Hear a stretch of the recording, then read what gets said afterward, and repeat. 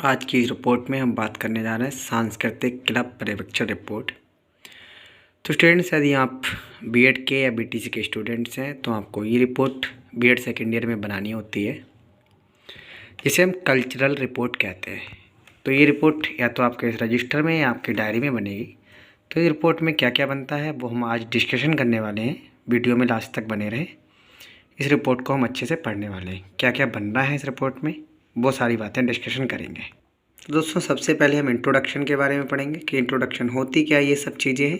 तो जैसा कि आप देख पा रहे होंगे, सारी बातें हमें लिखनी है इंट्रोडक्शन में। ये सारी चीज़ें आपको लिखनी है इसके इंट्रोडक्शन में।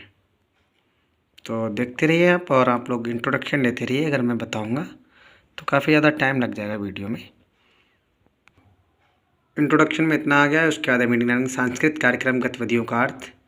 तो सांस्कृतिक कार्यक्रमों का अर्थ क्या क्या होता है वो सारी चीज़ें हमें लिखनी है इसमें। ये सारे पॉइंट्स आप इसमें लिखेंगे, ये सारी चीज़ें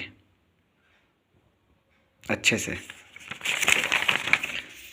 इसके बाद अगली हेडिंग डालेंगे आप, सांस्कृतिक कार्यक्रमों या गतिविधियों का वर्गीकरण।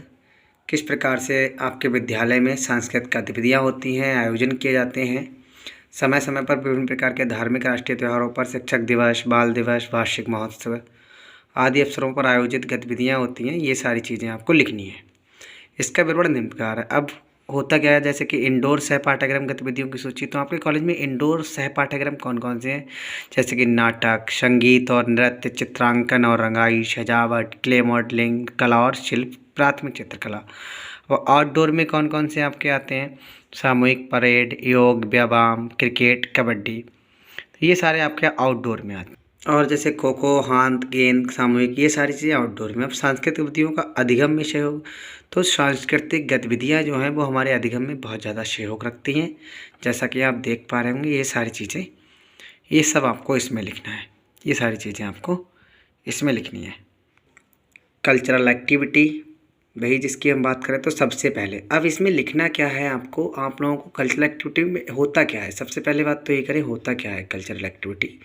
तो आपके कॉलेज में जो भी प्रोग्राम हुए हैं सेकेंड ईयर में, जैसे ही आपने प्रवेश लिया उसी समय से आपके कॉलेज में जितने प्रोग्राम हुए उन वही प्रोग्राम के बारे में आपको लिखना है। तो जैसे सबसे पहले हमारा प्रोग्राम हुआ, ओरिएंटेशन प्रोग्राम हुआ।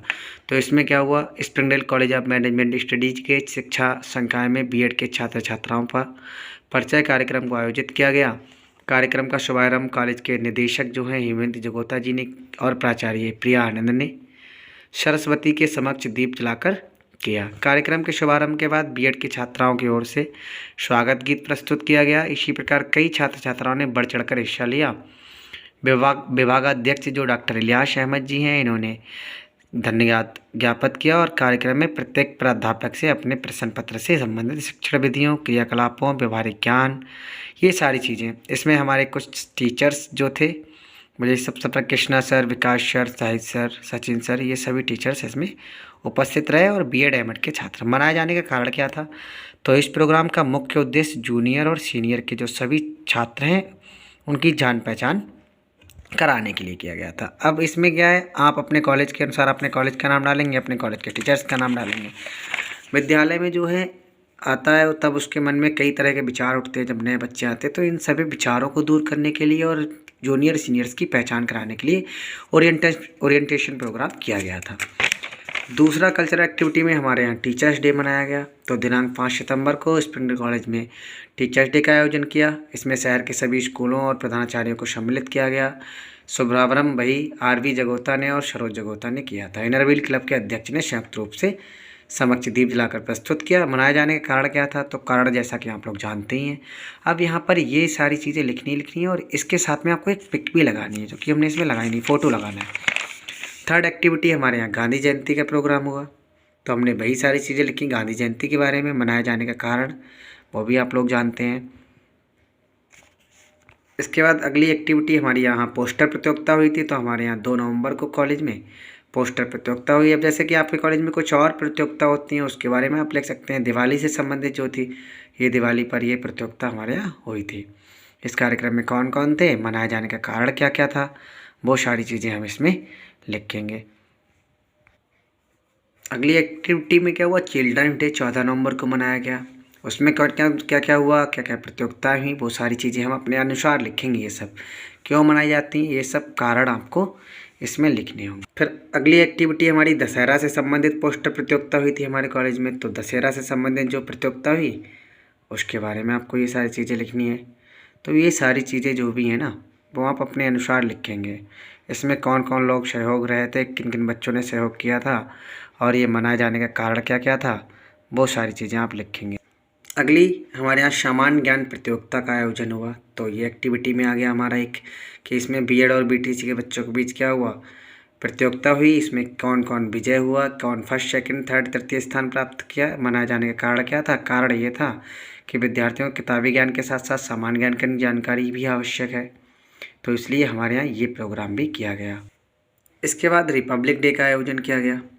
तो रिपब्लिक डे में क्या क्या हुआ था, कौन कौन सी चीज़ें हुई थी, वो सारी चीज़ें लिखनी है आपको। और उसके बाद हमने अपने विचार कुछ व्यक्त कर दिए।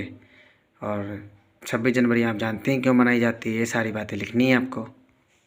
इसके बाद फिर फ्रेशर पार्टी का आयोजन किया गया था हमारे कॉलेज में। तो फिर हमने उसके बारे में लिख दिया कि फ्रेशर पार्टी का आयोजन जो था, बीएड के प्रथम वर्ष के जो बच्चे आए थे उनके लिए फ्रेशर पार्टी का आयोजन किया गया था। फिर हम लिखेंगे निष्कर्ष। निष्कर्ष में हमने लिखा सांस्कृतिक गतिविधियों का समाज पर प्रभाव। तो इन गतिविधियों से क्या क्या प्रभाव पड़ा समाज पर, बहुत सारी चीज़ें लिखनी है हमें। सांस्कृतिक गतिविधियों का बच्चों पर प्रभाव क्या पड़ता है, जो बच्चे हैं उन पर क्या प्रभाव पड़ा। तो ये सारी चीज़ें हमें इसमें निष्कर्ष में हमने पॉइंट ऑफ व्यू अपने रखे हैं। तो ये सब हमने निष्कर्ष में लिखा। लास्ट में लिखा हमने प्रत्येक विद्यार्थी बेहतर से बेहतर करने का प्रयास करता है और इस प्रकार छिपी प्रतिभा भी निकल कर बाहर आती है। तो ये कल्चरल एक्टिविटी की आपकी पूरी फाइल कंप्लीट हुई। आपको इसी तरह से पूरी कल्चरल एक्टिविटी की फ़ाइल आपको बनानी है, इसी तरह से कंप्लीट फाइल आपको बनानी है। तो दोस्तों, अगर आप बीएड के स्टूडेंट्स हैं तो आप हमारे इस चैनल को सब्सक्राइब ज़रूर करें और अपने दोस्तों के साथ इस वीडियो को ज़्यादा से ज़्यादा शेयर करें ताकि आपके दोस्तों को भी इस बारे में पता चल सके। और अगर आप एमजेपी रोहिलखंड से हैं तो आप ज़रूर इस चैनल को सब्सक्राइब करें। और अगर आप Springdale college of management studies के स्टूडेंट्स हैं तो आप अवश्य इस चैनल को सब्सक्राइब कर लें। इस चैनल पर आपको सारे असाइनमेंट, चार्ट, फाइल्स या रिपोर्ट्स जो भी बनती हैं वो सारी आपको इस चैनल पर उपलब्ध कराई जाएंगी। वीडियो को शेयर करें, चैनल को सब्सक्राइब करें। Thank you students.